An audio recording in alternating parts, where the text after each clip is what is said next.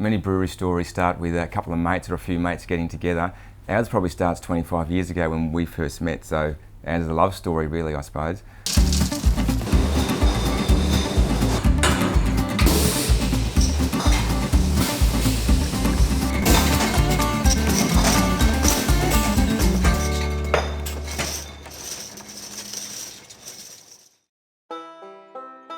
Tash and I both got science backgrounds, and after getting into the home brewing as a university student, I really loved the idea of how to make this stuff from first principles. So I really started in the grain and started I suppose the germs of an idea of the brewery.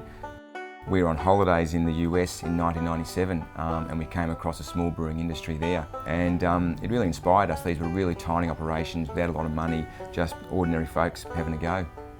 St Paul was really a mad home brewer. He did everything from scratch, so he would buy his own grain and mill everything himself, and yeah, I used to just leave him to it. Had the whole house to himself and I'd go off shopping. As long as it was all cleaned up by the time I got back, that was fine. Back in '99 when we first started, there was only 3 breweries in Victoria. Even while we had the hotel here up until 2008, it was just myself running the brewery, and that was it, with Natasha running the admin side.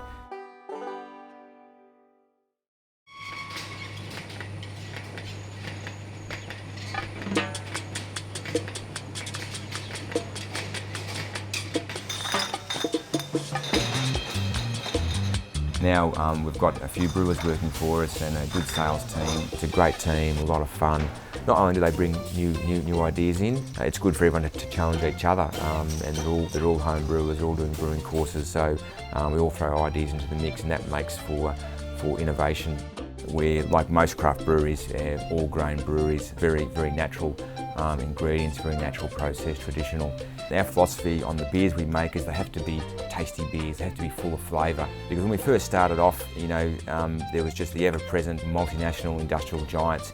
You're never going to compete against them on price, so you shouldn't really try to brew a beer similar to that. We wanted to brew beers that were really tasty and full of flavour, and that's what we've always done.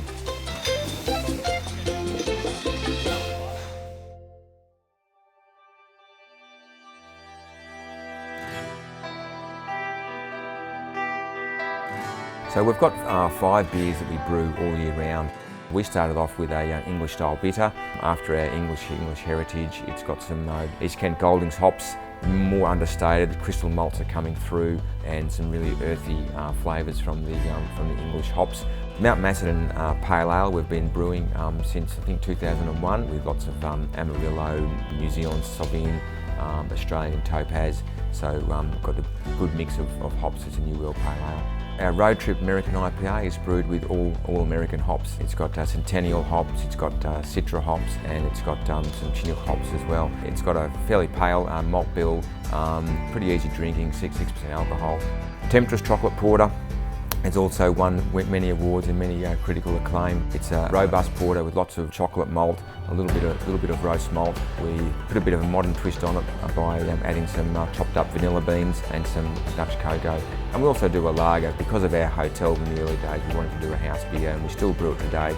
We're one of the only few of these really smaller craft breweries who do a true Pilsner type lager.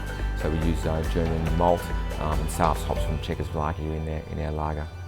The locals definitely have ownership of this place. They're always providing us with suggestions and input and feedback. I suppose in a lot of ways it's a partnership. And we're growing strongly. We've got plans to expand the brewery. We're exploring our markets overseas as well as Australia.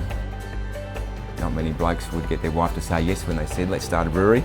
But she was on board and supportive all the way through, and Tasha's been the backbone of the business, running the finances. And in the early days when we had tiny babies, she'd be delivering kegs and strapped into the back of the car, and so really, that really is our story.